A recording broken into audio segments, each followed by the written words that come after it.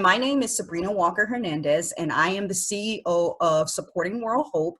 And I founded this nonprofit consulting agency because after 25 years in the industry and having all the experience that I have and having some of the challenges that I have, I really wanted to give back. So let me get started on this presentation. Today, this webinar is Happily Ever After, Utilizing Storytelling to Connect Donors. This presentation will be recorded, and the recording and slides can be emailed to you upon request. As a matter of fact, I encourage that if you do want these slides, please email me, only because I think these webinars make a great opportunity to do board training and staff training. Please chat if you have any questions. I will get to the questions and at the end in a formal Q&A session.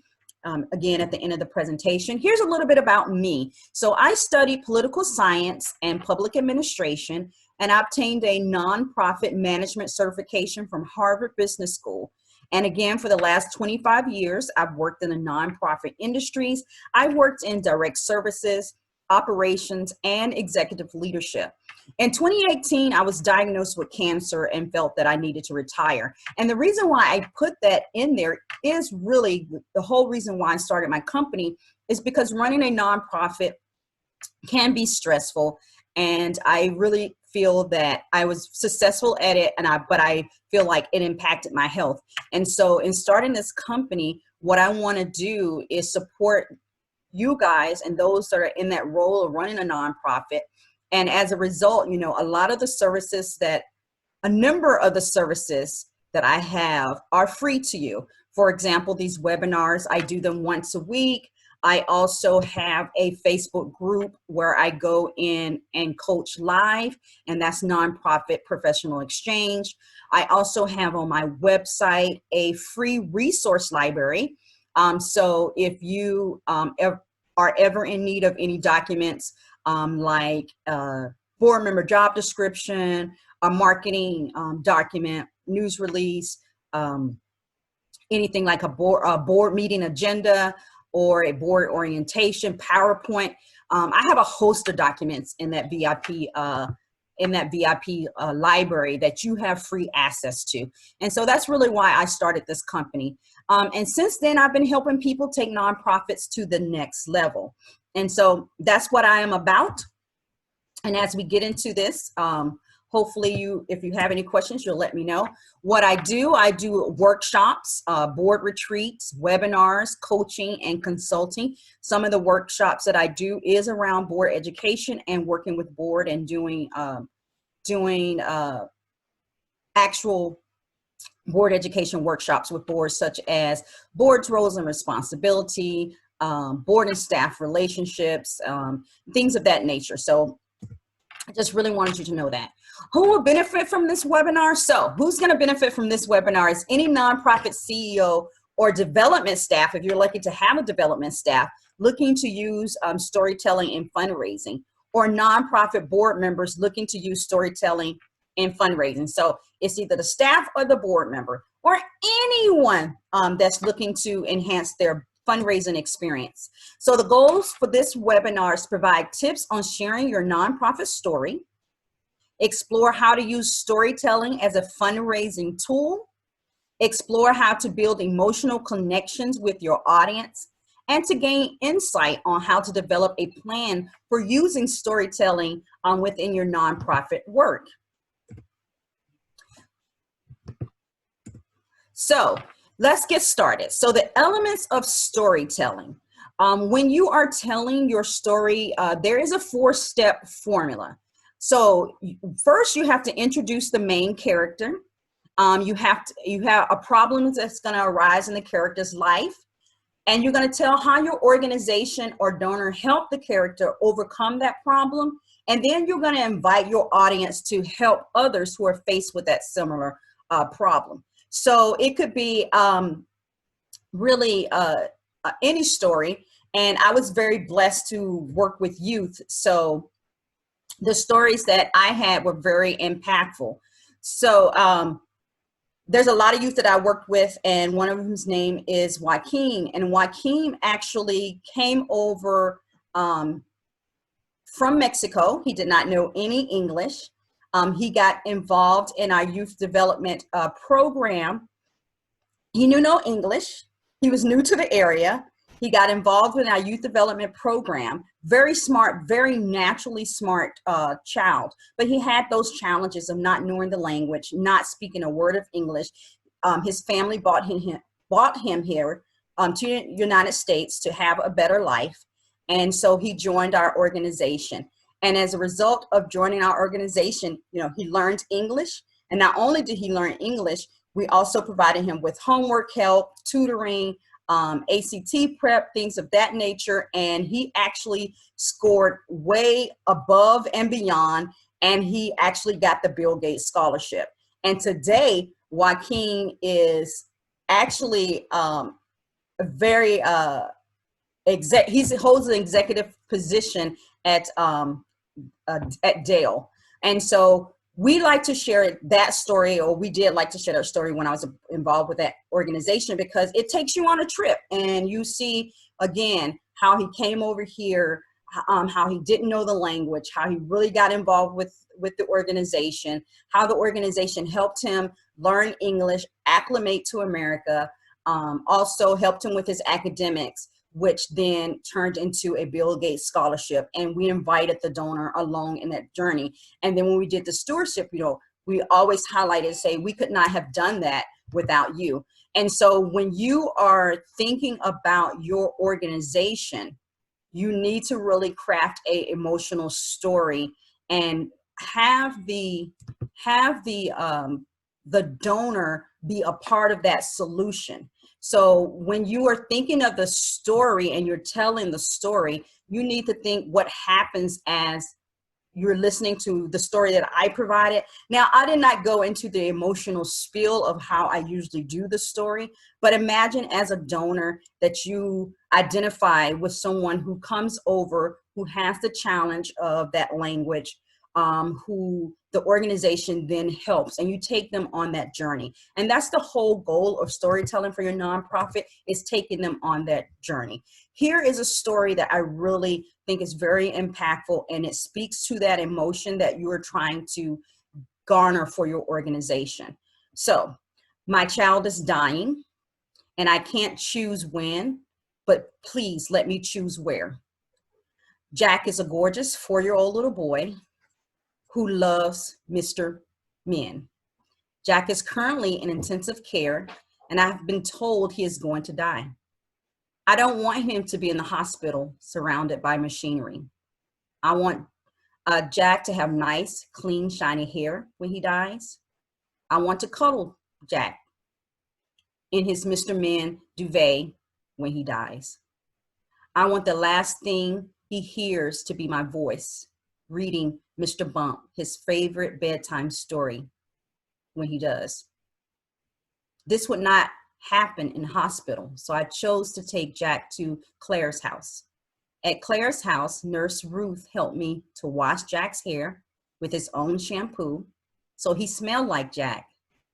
Heather put Jack's Mr. Men duvet on so it felt like Jack's bed, and I cuddled Jack in his bed, reading Mr. Bump, and I kissed Jack one last time before he died peacefully in my arms. Claire House helped me do this.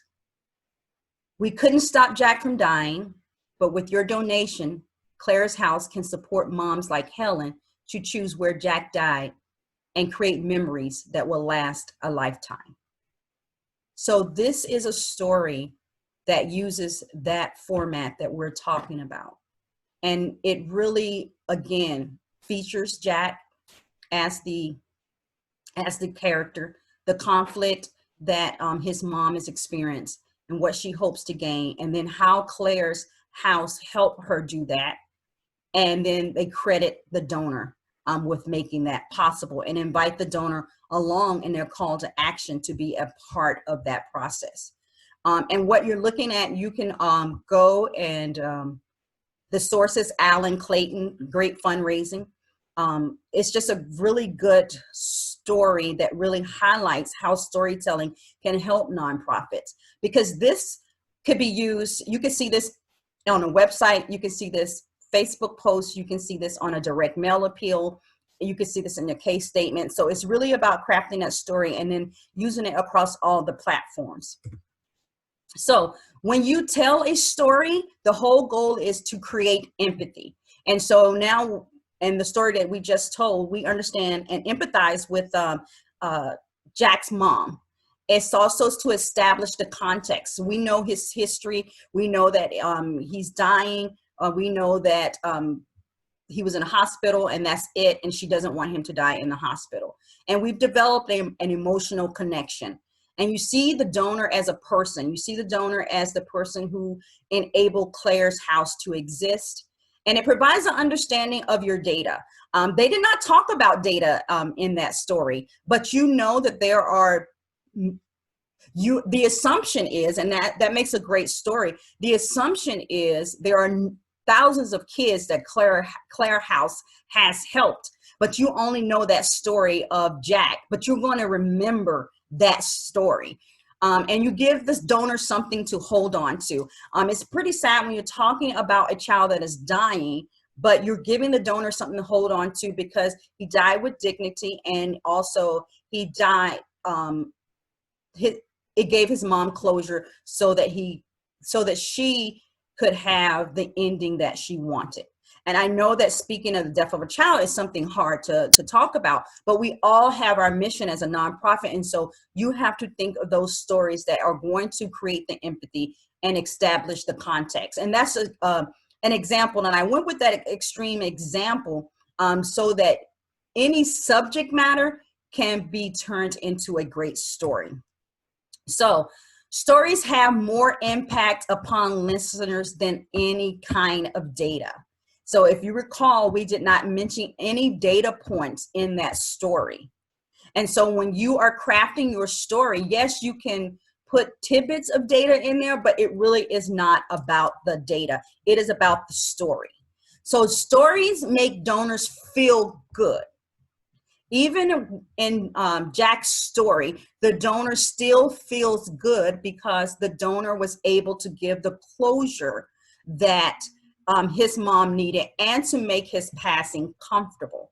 And so stories show that donors have made a difference. They create an urgency. There's a specific call to action. So you always end with that call of action. And it keeps things from being dry or worse, boring. If you go in and you're talking about the data, and you're talking about how many kids come through the program, or how many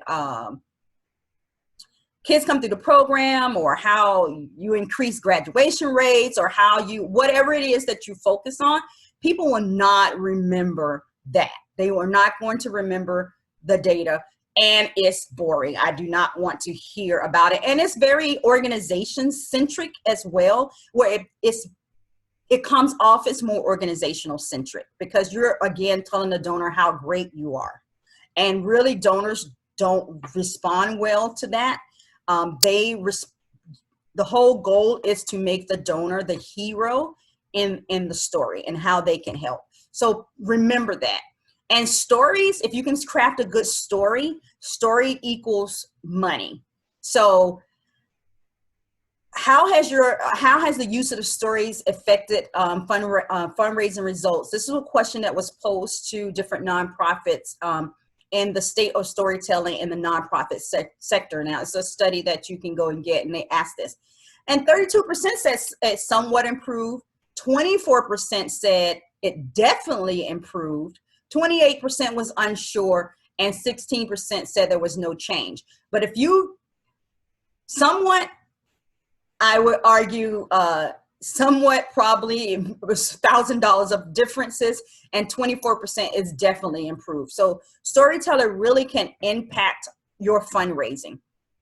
And I will say from my personal experience, when we started focusing on storytelling, it really increased our fundraising. And that's from my personal experience. When we started making it about the kids that we served and their stories, our fundraising really grew, and it allowed us to, I would say about $250,000 or so, a true impact on storytelling. So an effective story will be universal. So you are able to identify it. It'll be memorable.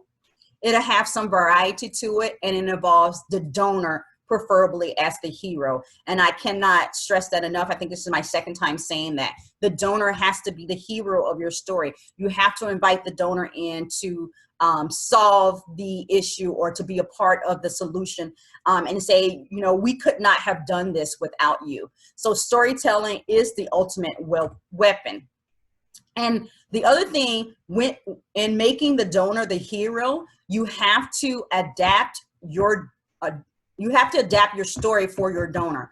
Adapt your donor for more impact. Adapt your story for more impact, because every donor is not going to respond to the same story. And that comes in with research. If you've listened to any of my other webinars, by now, when you get to the storytelling point, you know that you have researched your donors, you've cultivated them, you've had phone calls with them, you've taken them pre-COVID, you've been able to meet with them, you've been able to do surveys with them and seek their advice, and you know kind of what motivates them. So you can't just have one story that you pull out. You need to have multiple stories, and every donor is going to relate differently to a story. So know your donors and know what story to tell when you go and make or ask or do a visit or share it. And I think that's so key, especially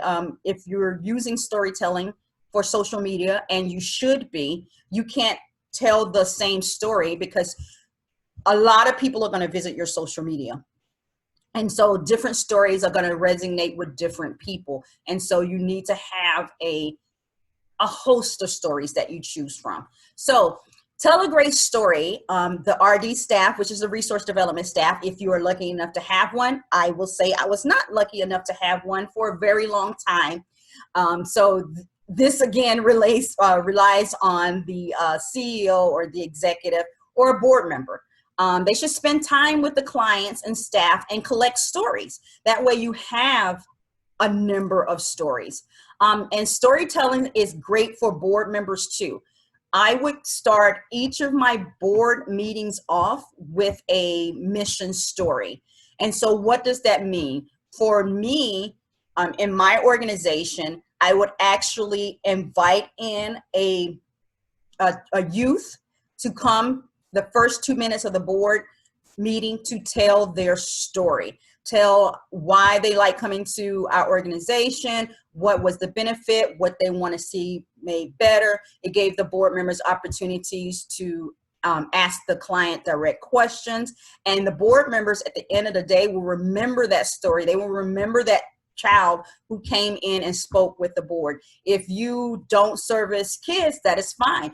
Whoever your client is, if you're able to get that client in front of your board and start each of your board members off, board meetings off with that mission moment, I encourage you to do that. Even if you're working with alumni, if you can have an alumni come in and say, this is what this program did for me. This is where I'm at today. I've graduated from college. I am working in this industry and I could not have done it without this organization. That's going to give your board members stories. So I really encourage you to start your board meetings off with storytelling by your client. And if that's not possible, because some of you work in maybe with the battered women and you don't want to have that information out there, I always say tell the story from a different perspective. So for example, let's say if you do work with women that have been battered, sometimes when they leave, all they have is that one bag. So tell the story from that one bag. You know, I remember the night when we decided to leave and I was filled up to the brim and things were overflowing. Whatever that story is, tell the story from that perspective. And then if it's a board meeting, you can have that as a video presentation.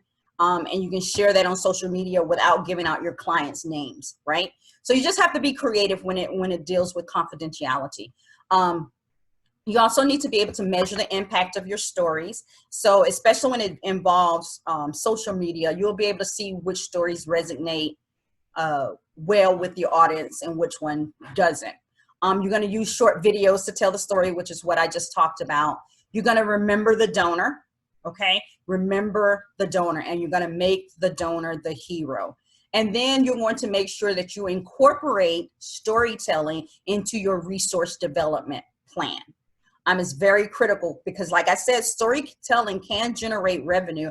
I would accredit storytelling to about $250,000 of my operating budget. And when you are doing storytelling and you are going out to solicit major gifts, remember that's unrestricted dollars. It's not grant dollars. It's not tied into a program delivery or anything like that. It's those unrestricted dollars that you can use to pay for those unsexy things, as people say, your audit, your rent, your lights, all of those things that people don't necessarily want to fund, but they still have to be funded.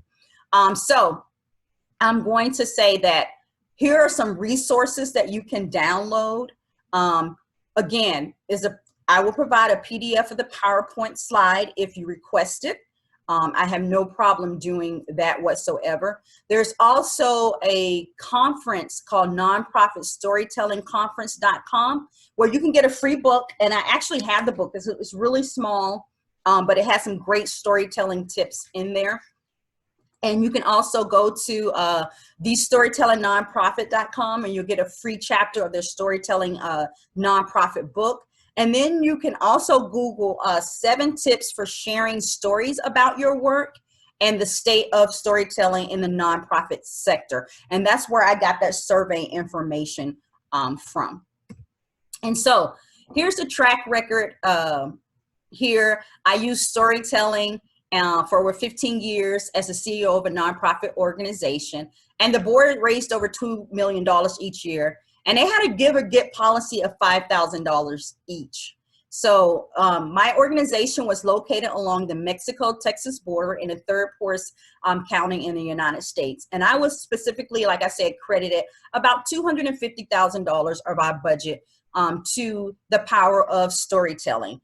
We did invest at one point in great video that we were able to use and send out to donors to tell that. So if any point you get comfortable in investing in video, I would encourage you to do so. But I will also say this, there are a lot of videographers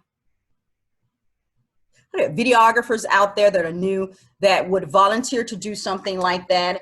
And I also, there are a lot of services that I found as well. It's called Upworks.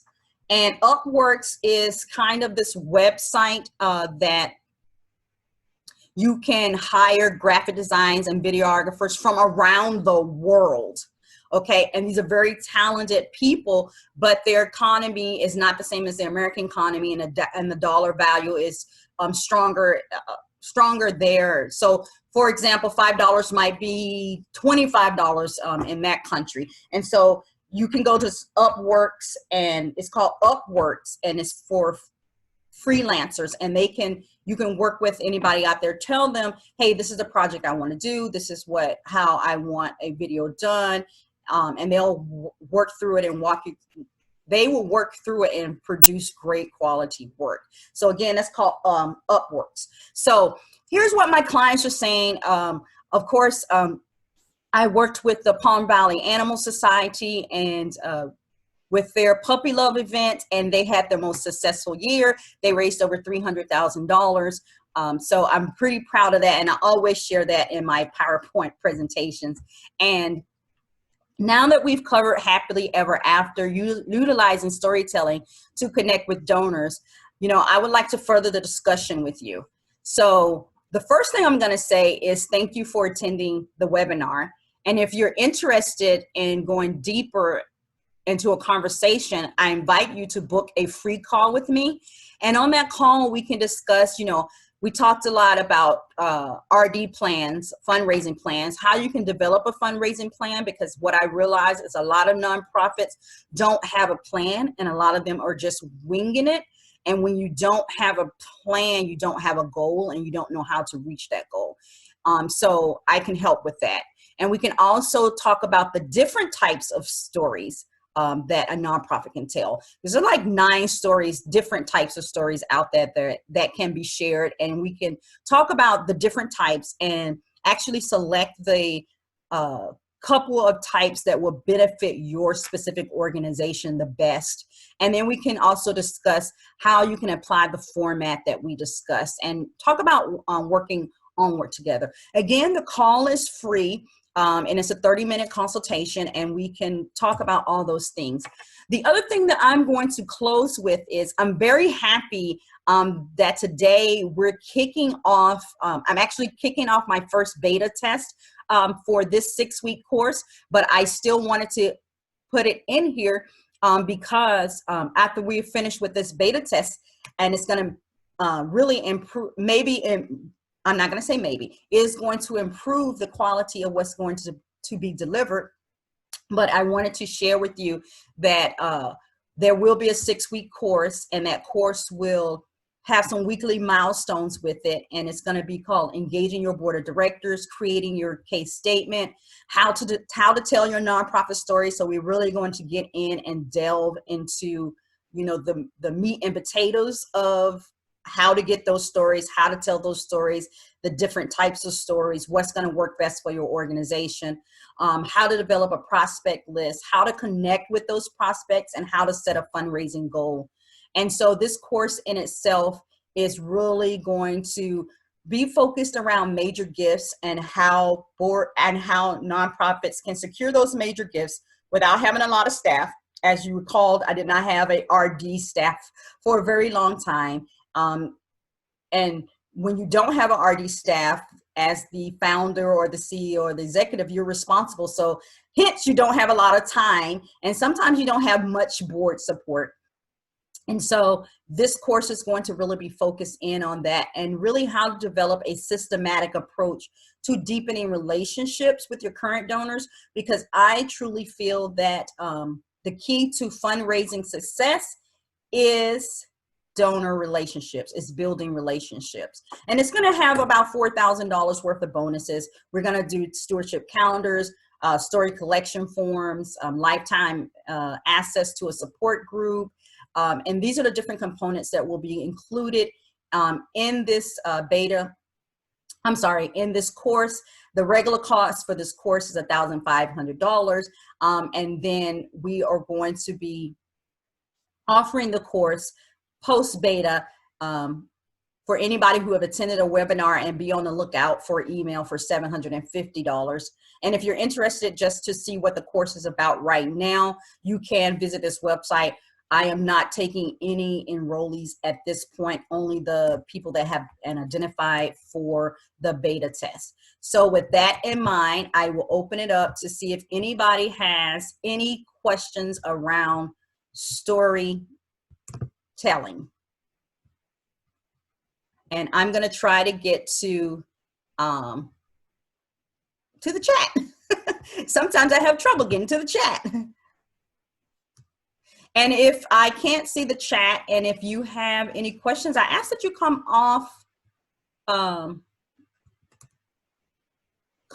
the microphone. What I'm going to do at this point is just share my last screen. If you're looking for any other information, this is my website, supportingworldhope.com, and you can find me on Facebook, LinkedIn, YouTube, all of those handles. Just on Instagram, I'm at the Nonprofit Expert. And again, let me encourage you to go to my website, because there is a free resource library there.